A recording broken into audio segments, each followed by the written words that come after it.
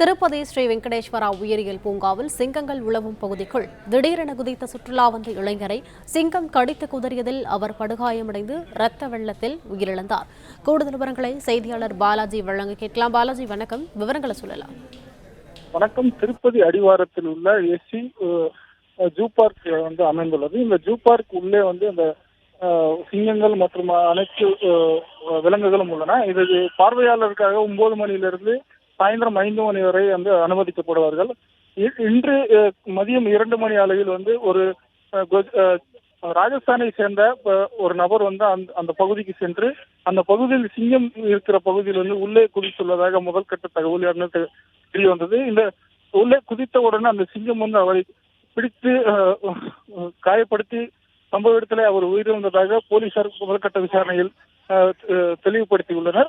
மேலும் இவர் தானாக உள்ளே குதித்துள்ளாரா, வேற ஏதாவது காரணங்கள் இருக்கின்றன என்ன கோணத்தில் போலீசார் விசாரணை நடைபெற்று வருகிறது.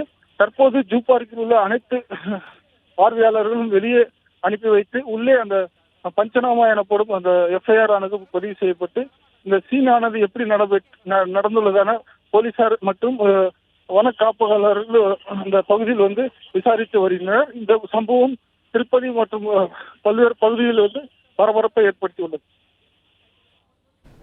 தகவல்களுக்கு நன்றி பாலாஜி.